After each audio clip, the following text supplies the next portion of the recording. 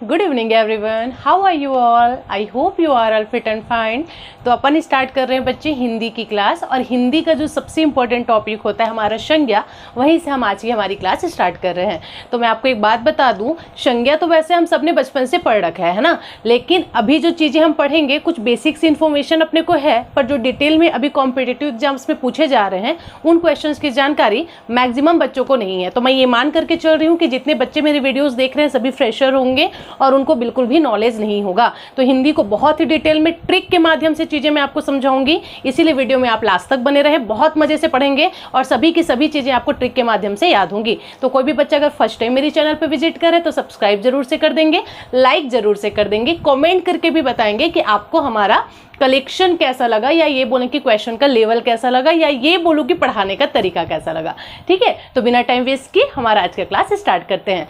चलिए, हिंदी में आज अपने को देखना है संज्ञा। जैसे कि मैंने बताया, तो देखो संज्ञा की परिभाषा की हम बात कर लेते हैं। तो किसी भी व्यक्ति, वस्तु, जाति, भाव या स्थान के नाम को ही संज्ञा कहते हैं। ये किसी को नहीं पता क्या? ऐसा कोई है जिसको ये नहीं पता होगा कि किसी वस्तु, स्थान, जाति, स्थान, भाव के नाम का बोध जहाँ होता है उसे ही हम संज्ञा कहते हैं। ये तो सभी को पता है ना अपने यहाँ। अब एक बात बताओ, अगर मैं बोलूँ ये पेन क्या है तो ये आपका संज्ञा होगा। अगर मैं बोलूँ ये पंखा क्या है तो संज्ञा होगा। ये एसी क्या है तो संज्ञा होगा। ये मार्कर क्या है संज्ञा होगा। डिजिटल बोर्ड क्या है संज्ञा होगा। कह ये सकते हैं कि हमारे चारों तरफ जो भी वस्तुएं हमको दिखाई देती है वही हमारा संज्ञा है। तो यहाँ से प्रश्न आपका बिल्कुल नहीं बनने वाला है। जो प्रश्न आपका बनने वाला है बच्चे, वो कहाँ से बनने वाला है वो आप नीचे देखिए। तो किसी भी वस्तु, जाति, भाव या स्थान के नाम को ही हम संज्ञा कहते हैं, ये हमने समझ लिया। अब आगे बात करते हैं। देखिए, संज्ञा कितने प्रकार का होता है? तो यहां से दो टाइप का प्रश्न बनता है। एक तो आपसे पूछ लेगा कि संज्ञा मूल रूप से कितने प्रकार का होता है, और एक पूछ लेगा संज्ञा कुल रूप से कितने प्रकार का होता है। तो अगर प्रश्न में पूछे कि संज्ञा मूल रूप से कितने प्रकार का होता है, तो आपको बताना है बच्चे कि मूलतः जो संज्ञा है वो 3 प्रकार का होता है। मूल का मतलब क्या समझते हो? मूल का मतलब क्या होता है? तो मूल का मतलब होता है जब संज्ञा का जन्म हुआ।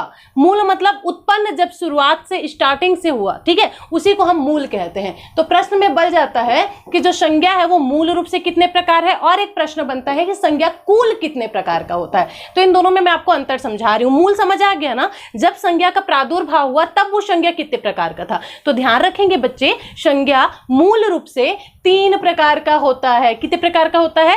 3 प्रकार का होता है। मूल नहीं तो अगर मूलतः दे दिया कि संज्ञा मूलतः कितने प्रकार का होता है, तब भी आपको 3 ही क्लिक करना है। समझ आ गया क्या? और अगर वहीं पर प्रश्न में पूछ दिया कि जो संज्ञा है वो कुल कितने प्रकार का होता है, तब आपने बताना है कि जो संज्ञा है वो कुल 5 प्रकार का होता है। कितने प्रकार का होता है? 5 प्रकार का होता है। तो अब यहाँ पे कंफ्यूज नहीं होना है।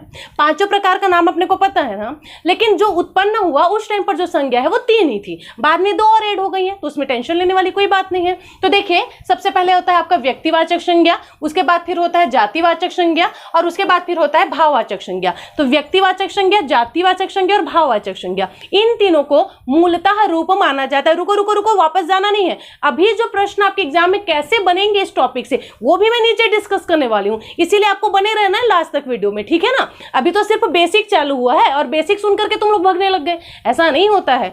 ध्यान से सुनना है, लास्ट तक देखना है। कॉम्पिटिटिव एग्जाम में कैसे प्रश्न बनेगा वो कैसे पता चलेगा? नहीं तो आगे क्या समझ में? तो देखिए, संज्ञा मूल रूप से कितने प्रकार का होता है? 3 प्रकार का होता है बच्चे। एक हो गया व्यक्तिवाचक संज्ञा, एक हो गया जातिवाचक संज्ञा, एक हो गया आपका भाववाचक संज्ञा। याद रहेगा क्या? अब 5 कुल होता है, तो इसमें बच गया आपका द्रव्यवाचक संज्ञा और एक समूहवाचक संज्ञा। 5 को डिटेल करने वाले हैं अपन, इसलिए लास्ट तक वीडियो को आपको देखना है। आगे क्या समझ में? तो संज्ञा मूल रूप से 3 और कुल 5 होता है। अब इनके बारे में हम डिटेलिंग करते हैं और साथ में ये भी जानते हैं कि कौन से टॉपिक से कैसे प्रश्न बनते हैं। तो देखो, व्यक्तिवाचक संज्ञा किसे कहा जाता है? तो आराम से समझना, जिस शब्द से किसी विशेष व्यक्ति, वस्तु या स्थान के नाम का बोध हो उसे ही व्यक्तिवाचक संज्ञा कहते हैं। अब इसमें कौन सा बहुत बड़ा बात है मैडम? बहुत बड़ा बात है। क्यों बहुत बड़ा बात है? क्योंकि यहाँ पर एक शब्द लिखा गया है बच्चे, अगर आप लोग नोट कर रहे होंगे तो ध्यान से देखिए। यहाँ पर एक शब्द लिखा हुआ है और वो शब्द है विशेष। आया क्या समझ में? तो जिस शब्द से किसी विशेष व्यक्ति के या फिर विशेष वस्तु के नाम का बोध होता है वही आपका व्यक्तिवाचक संज्ञा होता है। नहीं समझ आया? समझना। जैसे कि मैंने बोला गंगा, अब जैसे ही मैं आपको गंगा बोलती हूँ, गंगा नाम सुन करके आपको किसका याद आता है? तो जैसे ही मैंने गंगा बोला आपको याद आया कि मैडम उस गंगा नदी की बात कर रही है, ठीक है, जो कि गंगोत्री ग्लेशियर से निकलता है। और किसी गंगा का नाम याद आया क्या? नहीं ना। मतलब कोई भी ऐसा नाम जिसको सुन करके आपका माइंड डायरेक्ट वहीं पर पहुंच जाए वो होता है विशेष।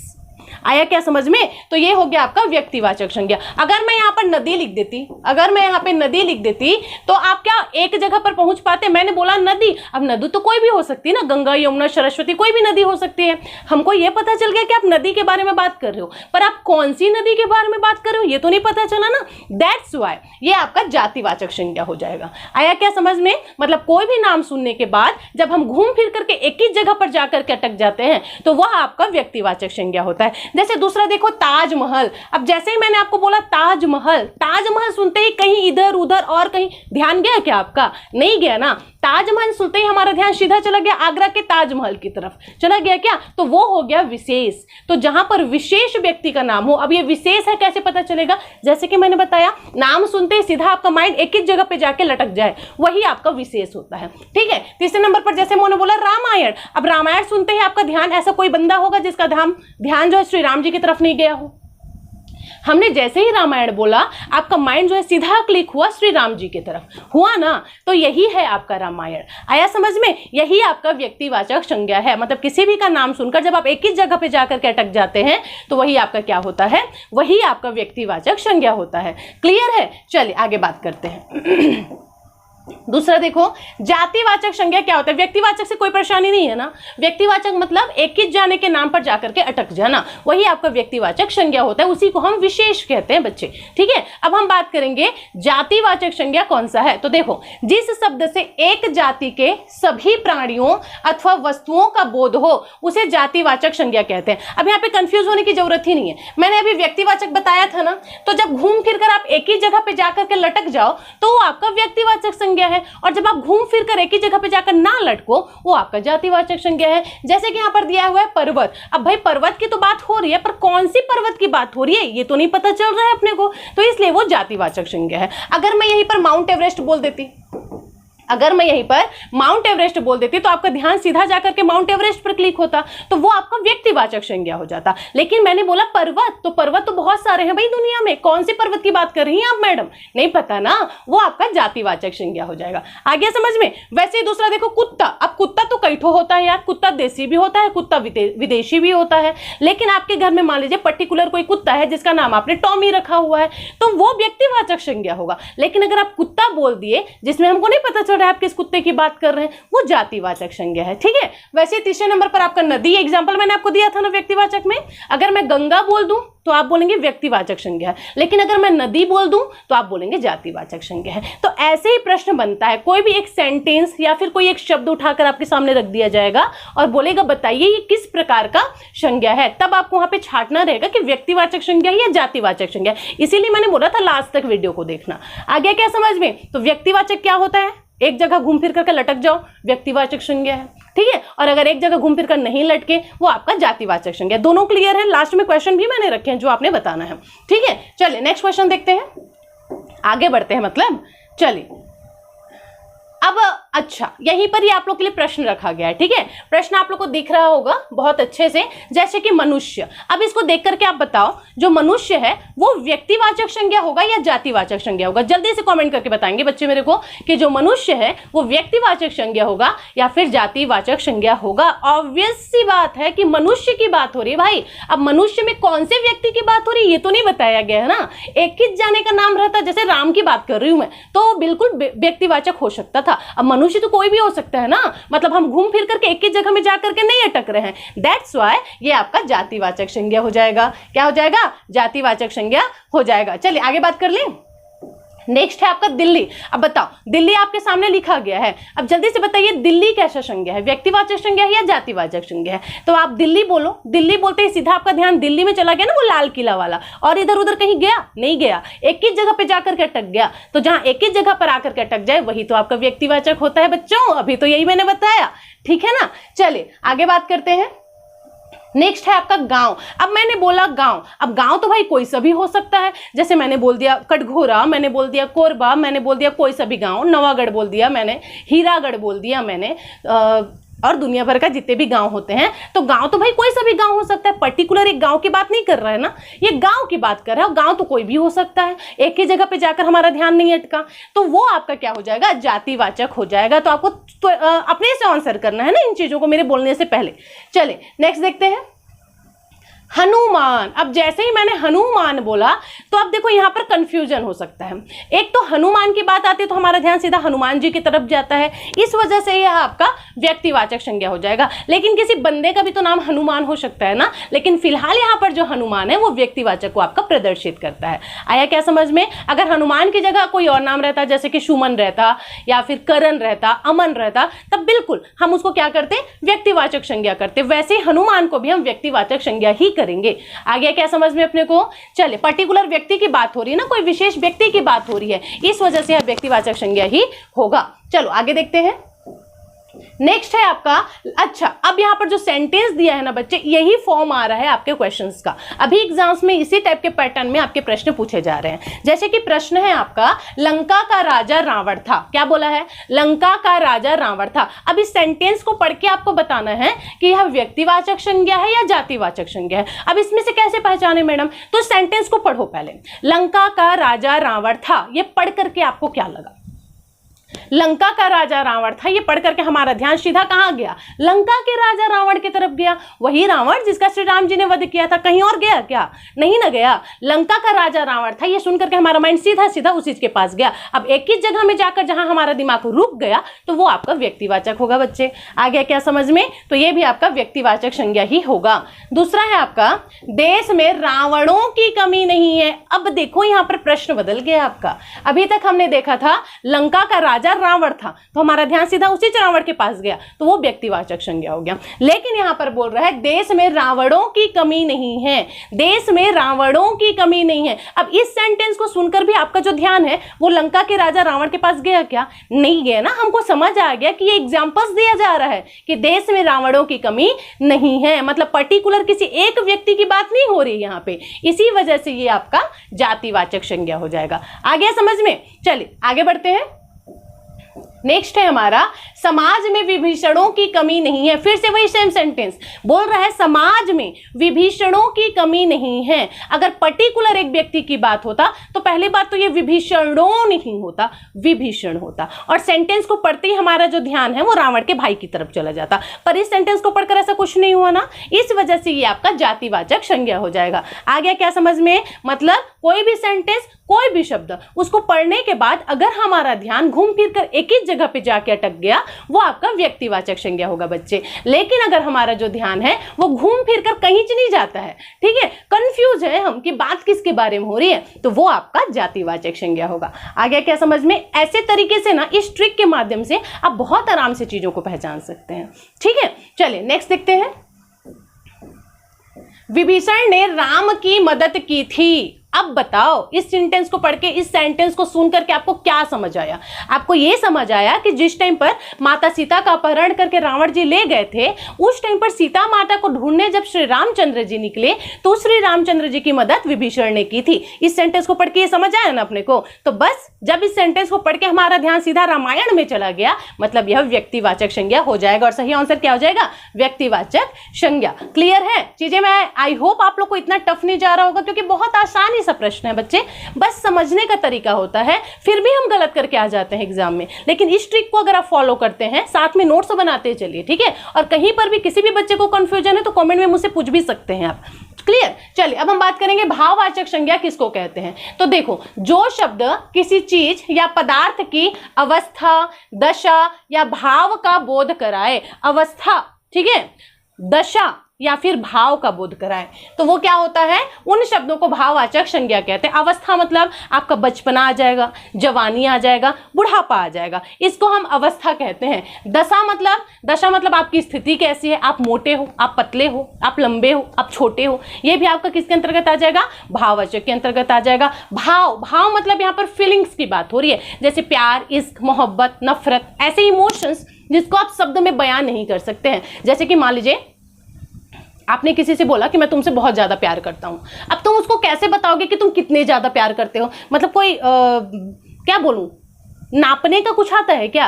कोई मापक नहीं होता है ना प्यार को नापने का। आप उसको बस ये बोल सकते हो कि मैं तुमसे बहुत बहुत बहुत बहुत प्यार करती हूँ, पर कितना प्यार करते हो कैसे बताओगे? तुम उसको ये बोलोगे क्या कि मैं तुमसे 1 किलो प्यार करती हूँ, या तुम उसको ये बोलोगे क्या कि मैं तुमसे 2 लीटर प्यार करती हूँ? नहीं बोल सकते ना हम ऐसा कुछ। तो वही चीज यहाँ पर बताया गया है, इसी को हम भाव कहते हैं। तो ऐसे फीलिंग्स, ऐसे इमोशंस जिसको हम शेयर नहीं कर सकते शब्दों में, नाप तौल नहीं सकते हैं, वो आपका भाववाचक संज्ञा कहलाता है। एग्जाम्पल देखो, समझ आ जाएगा। जैसे कि बुढ़ापा हो गया, ये अवस्था है। मोटापा हो गया, मिठास हो गया। जैसे मैंने बोला ये आम बहुत मीठा है, कितना मीठा है कैसे बताओगे कितना मीठा है? तो वो भी आपका भाववाचक संज्ञा हो जाएगा। क्लियर है चीजें? चलिए आगे बात करते हैं। नेक्स्ट है, भाववाचक संज्ञा बनाते समय शब्दों के अंत में प्रायः पन, त्व, ता आदि शब्दों का प्रयोग किया जाता है विथ प्रत्यय। प्रत्यय के साथ में हमेशा आपको पन लगा हुआ मिलेगा, त्व लगा हुआ मिलेगा, ता लगा हुआ मिलेगा। ये ट्रिक है, भाववाचक संज्ञा का ट्रिक है कि भाववाचक है कैसे पहचानोगे, तो उसमें आपको प्रत्यय ढूंढना है, और प्रत्यय के साथ हमेशा आपको त्व, पन, ये सारे शब्द जो है लगे हुए मिल सकते हैं। जैसे कि देखो एग्जाम्पल्स बताती हूँ आपको मैं कुछ।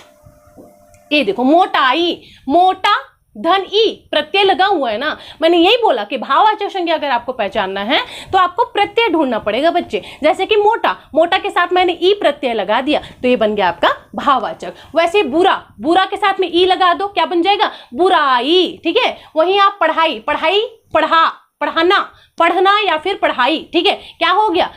ई प्रत्यय लग गया तो ये भी आपका भाववाचक संज्ञा हो जाएगा। देखो पढ़ना रहेगा ना तो ये आपका भाववाचक संज्ञा नहीं रहेगा, लेकिन पढ़ना को जब ई लगा देंगे आप तो पढ़ाई, ये आपका भाववाचक संज्ञा हो जाएगा। बचपन, बचपन, बचपना, बचपन, आ प्रत्यय लग गया, बचपना, तो ये क्या हो गया? ये आपका भाववाचक संज्ञा हो गया। कहने का मतलब एकदम सिंपल सा है, अगर आपको भाववाचक पहचानना है तो आपको सबसे पहले ढूंढना पड़ेगा उसमें प्रत्यय लगा होना चाहिए। जैसे बचपन, बचपन ये इसमें आ लगा देंगे, बचपना हो जाएगा, भाववाचक संज्ञा हो जाएगा।